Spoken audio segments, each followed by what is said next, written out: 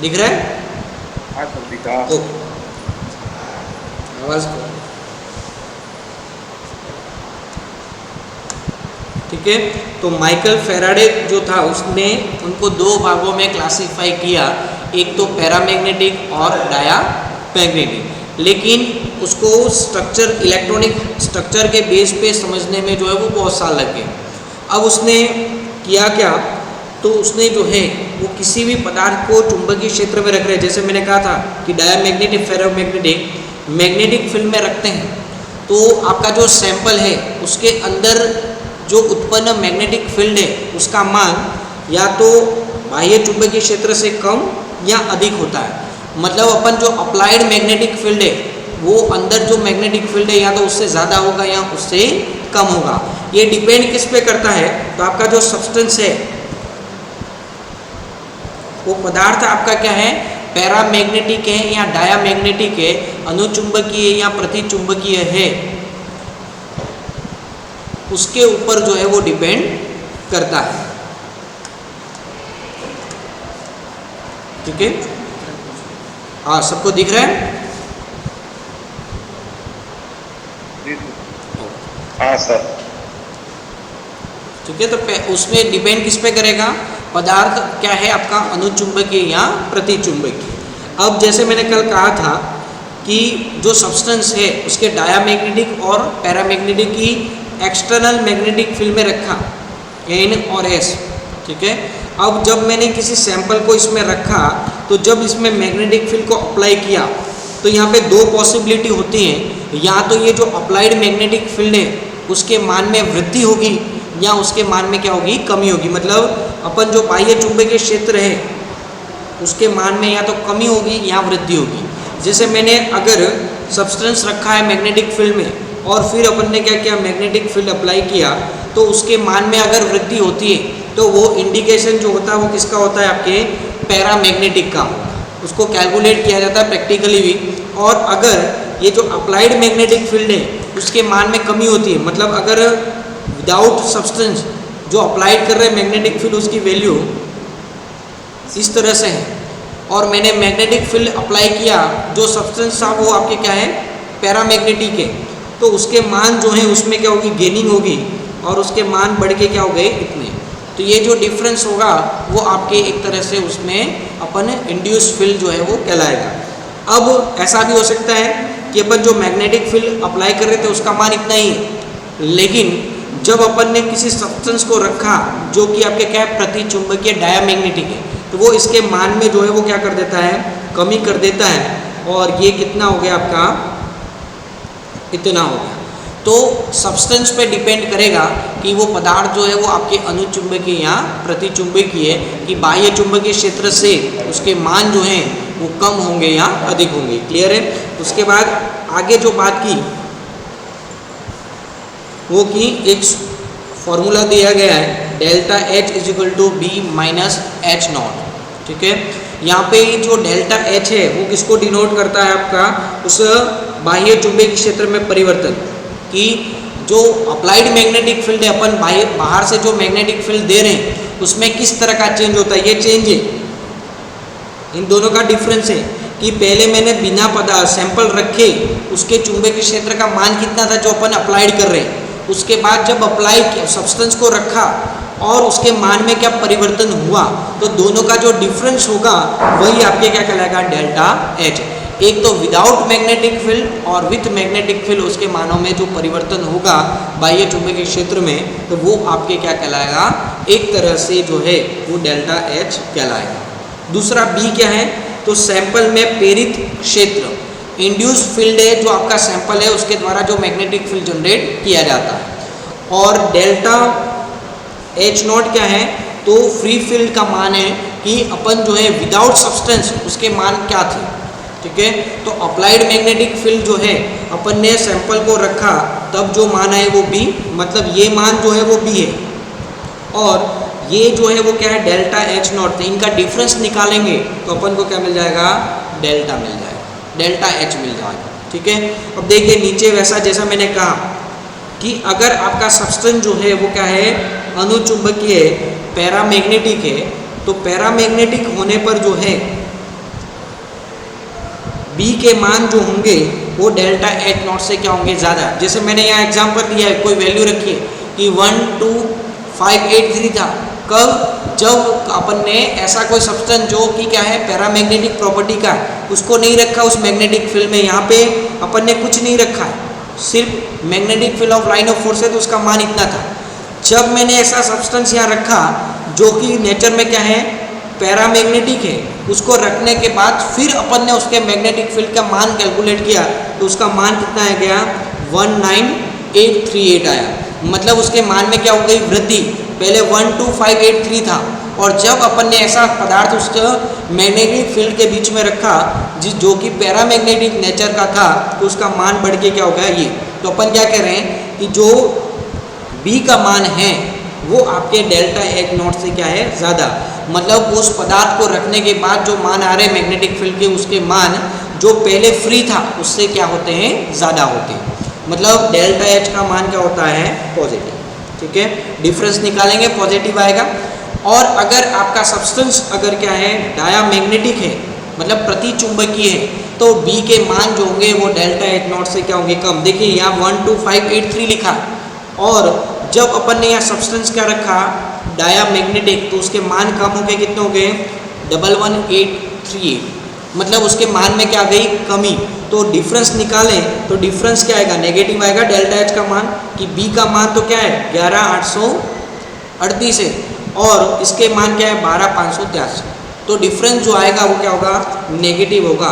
तो अपन को ध्यान रखना है कि जब सब्सटेंस जो है वो क्या है आपका डायामैग्नेटिक तो आपके जो बी का मान है वो कम होता है और जब आपका सब्सटेंस जो है वो क्या है आपके पैरामैग्नेटिक है तो बी का मान जो है वो क्या होता है ज़्यादा होता है। मतलब उसके द्वारा जो मैग्नेटिक फील्ड जनरेट किया जाएगा उसका मान ज़्यादा होगा।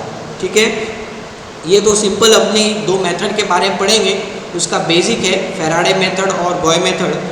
अब आगे जो बात करें तो बाह्य चुंबकीय क्षेत्र का जो और आपके नमूने में प्रेरित चुंबकीय क्षेत्र के अंतर को क्या कहते हैं आई के रूप में व्यक्त किया जाता है। मतलब अपन ने जो डेल्टा एच लिखा था उसको आई के रूप में भी अपन व्यक्त कर सकते हैं और इसको इंटेंसिटी ऑफ मैग्नेटाइजेशन कहते हैं, चुंबकत्व की तीव्रता। ठीक है, मतलब ये जो दोनों का डिफरेंस है वही आप किसके द्वारा डिनोट कर सकते हैं आई के द्वारा भी डिनोट कर सकते हैं। ठीक है, और जो कि क्या होता है आपके प्रति इकाई आयतन चुंबकीय आघूर्ण है। ठीक है, और उनके लिए ये फॉर्मूला दे रखा है 4 pi I is equal to B minus H naught. ठीक है, अब बी और आई दोनों के मान जो हैं वो बाह्य चुंबकीय क्षेत्र के क्या होते हैं अनुक्रमानुपाती होते हैं। तो अपन डेल्टा एच नॉट का दोनों में भाग दें तो अपन को जो है वो एक तो आई अपॉन एच नॉट प्राप्त होगा, बी अपॉन एच नॉट का अनुप्राप्त होगा जो कि एक क्या होगा कांस्टेंट वैल्यू होगी। मतलब मैं यहाँ बात करूँ तो 4 पाई आई है उस पर एच नॉट का भाग दिया बी अपॉन एच नॉट और यहाँ पे क्या हो जाएगा 1 H not upon H not. तो ये आपके जो हैं एक तरह से रेशियो प्राप्त हो रहा है बी अपॉन एच नॉट और एक और आपके प्राप्त आई अपॉन एच नॉट। अब देखिए दोनों कहलाते क्या हैं, ये जो आई अपॉन एच नॉट है वो आपके मैग्नेटिक ससेप्टिबिलिटी कहलाती है। क्या कहलाती है चुंबकीय सुग्राह्यता। और बी अपॉन एच जो है वो क्या कहलाती है मैग्नेटिक परमिबिलिटी चुंबकीय पारगम्यता। क्या कहलाती है चुंबकीय पारगम्यता। तुम्हारे 1 नंबर के प्रश्न नहीं आ रहे इसलिए इतना अपन को ध्यान में रखना है, लेकिन प्रश्न जो बनेगा अपना वो ये होगा कि चुंबकीय सुग्राह्यता किसे कहते हैं उसको ज्ञात करने की गॉय विधि का वर्णन कीजिए या फैराडे विधि का वर्णन कीजिए। इस तरह से जो है वो क्वेश्चन पूछेगा। तो अपन को दोनों के बारे में ध्यान रखना है कि बी अपॉन एच नॉट, किसी का माइक शुरू है बंद कर देगा, बी अपॉन एच नॉट जो है उसको अपन क्या कह सकते हैं इस सैंपल की उपस्थिति और अनुपस्थिति में चुंबकीय बल रेखा के घनत्व के अनुपात के रूप में, जो कि किसके बराबर होता है यूनिट के बराबर होता है निर्वात के लिए।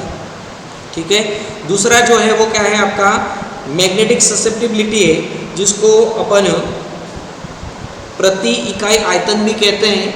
और चुंबकीय सुग्राह्यता किसको डिनोट करती है आपके चुंबकीय सुग्राहिता पदार्थ में चुंबकत्व की मात्रा को व्यक्त करती है। ठीक है, तो एग्जाम में डेफिनेशन आए चुंबकीय सुग्राहिता किसे कहते हैं, तो पहले तो लिखना है चुंबकीय सुग्राहिता जो है वो पदार्थ में चुंबकत्व की मात्रा को व्यक्त करती है। इसे I/H0 द्वारा डिनोट किया जाता है, यहाँ इसको काई के द्वारा भी डिनोट किया जाता है। ठीक है, तो ये ध्यान रखना है दोनों के फॉर्मूले। उसके बाद इसको जो दर्शाया गया है 4 पाई काई is equal to B/H0 minus 1, ये जो सूत्र था इसकी जगह मैंने क्या लिख दिया, काई लिख दिया। तो ये आपके क्या हो गए, मैग्नेटिक ससेप्टिबिलिटी होगी। ठीक है, उसके बाद जो नेक्स्ट है यहाँ पे वो है आपके सब्सटेंस की बात करें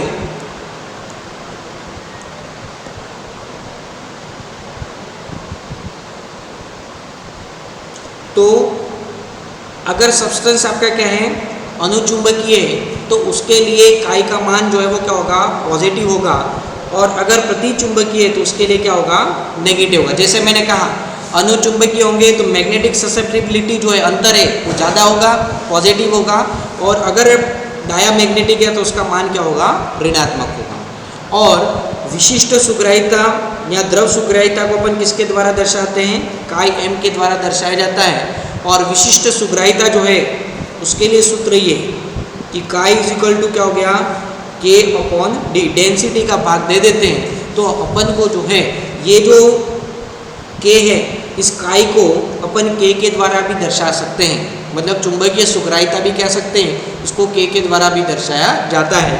अगर मैं विशिष्ट सुग्राहिता को किसके द्वारा दर्शाऊं, काई के द्वारा। ठीक है, स्पेसिफिक ससेप्टिबिलिटी को इसके द्वारा दर्शाएं। अब ये आपके क्या हो गया, फॉर्मूला किसका हो गया, स्पेसिफिक ससेप्टिबिलिटी का, काई इज इक्वल टू K/D। और मैग्नेटिक ससेप्टिबिलिटी को आप इसके द्वारा इसकी जगह K भी लिख सकते हैं, दोनों को डिफ्रेंशिएट करना चाहे तो कर सकते हैं। अब यहाँ पे अपन कहें कि जो स्पेसिफिक ससेप्टिबिलिटी है जिसको अपन ने किसके द्वारा दर्शाया, K, इसको क्या कहते हैं, स्पेसिफिक